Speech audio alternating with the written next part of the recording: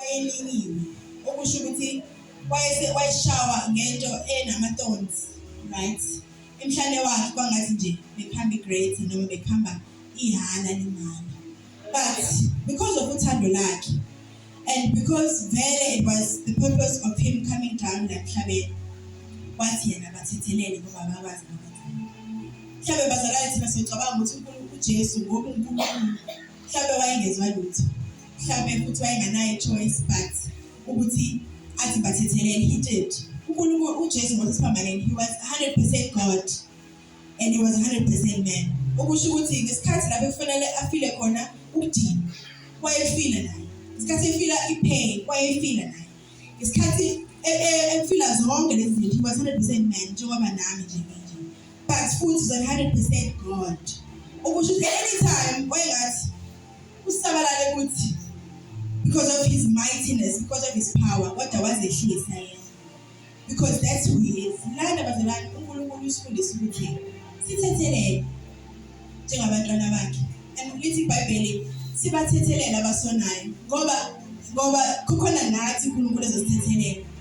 Forgive them for they know not what they do. Lana uNkulunkulu usifundisa nje ukuthi masifana naye asofana naye, sibathethelele, singabi nenhliziyo ebamba amaqhubu, singabi nenhliziyo revengeful ukuthi ngoba bengenzele lokhu nami ngizokwenza. Sifana naye, we forgive so that we can be forgiven. We forgive so that singabi nayo ne-baggage. Uyakanjani uNkulunkulu ne-baggage yamaqhubu ukuthi uMamZulu unenza ukuthi kodwa futhi still you go to ubaba kaMamZulu uzotshela izinto ngoba phela uNkulunkulu ubaba wakhe naye, ngoba uNkulunkulu ubaba wakho nawe kufanele ufuze. You must forgive so that now you can be forgiven. We always say you must go to God with an expectant heart, right? We should go to God nezandla eziclean. Siclean kanjani izandla zakho ufumbethe izinto kufanele ngabe kade wayithethela. Nawe awukho perfect. uNkulunkulu ezaphi izono wazilahlela olwandle lokhozi. Ngesikhathi sesiphambanweni wafela wena wakuthwele nawe lezono zakho ongakazenzi, ozenzile ozenzayo nosazozenza uNkulunkulu wazithwala wafa nazo, wamnqoba ukufa ngoba uNkulunkulu. Kodwa shuthi nathi simfuze asithethelele, bathethelele ngoba bakwazi abakwenzayo, nalabo abacabangayo ngoba ngisho kanje nabo labo bathethelele, nabo labo bathethelele, nalabo oyitshela ukuthi hayi ngizobadilela kodwa benzisendelele nabo labo bathethelele, ngoba khona nawe uNkulunkulu ezothethelela njengoba nawe bathethelele ngoba abakwazi abakwenzayo. Sesifuzile uNkulunkulu nathi sizodlula ezimeni ngoba uNkulunkulu wehla from isihlalweni sakhe sobukhosi wazoba 100% man ukuthi azofela thina, ngoba nalapho wesifundisa ukuthi khona izinto ozodlula kuzona ezibuhlungu nezimbi nengeke uzithanda ukuthi kufezeke le divine purpose. Akithi simfuzile thina mayibonakala sifana naye nezinto adlulezona sodlula kuzona, sizodlula ebuhlungwini ukuze ukwazi ukufeza i-divine purpose ngempilo yakho. Awuzozazi nini ukuthi uyisithi kuba bakugqibanga.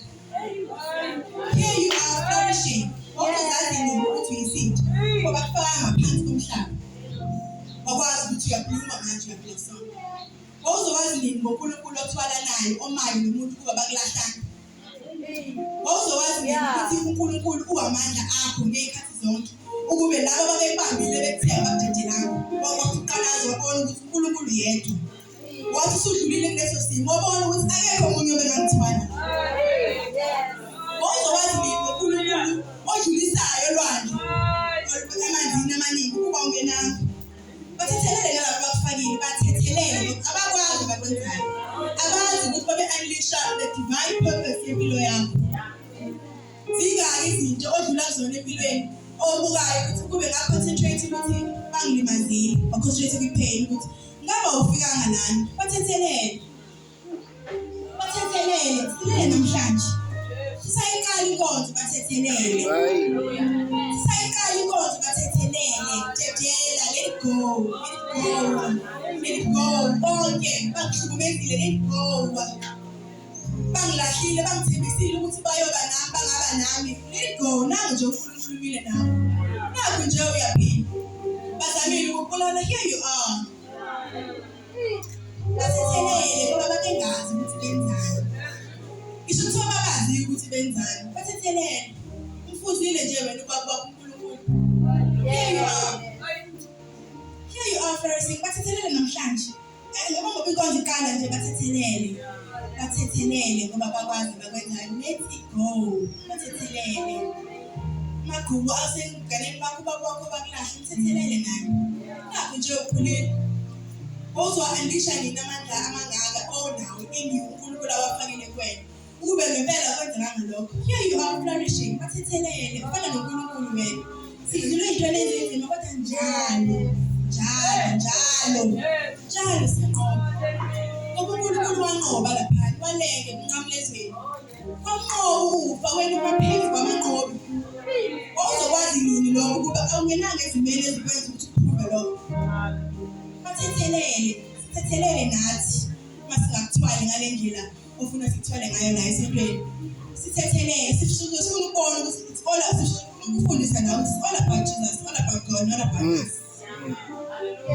Sithethelele uma sikuhlilela ngelinye ilanga la esontweni sithethelele.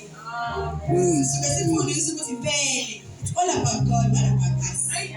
Kuze nangelinye ilanga manje ingekho mina ohlekelayo njalo uzokwazi impela uze kuNkulunkulu nani.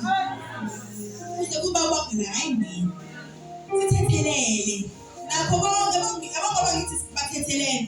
Lokho kufika kuqala ukuthi mthethelele. Thethelele. Let it go. You cannot go to God bese uthi yocheba bani hayi bo uNkulunkulu wayekhona ngesikhathi kwenze uyazi.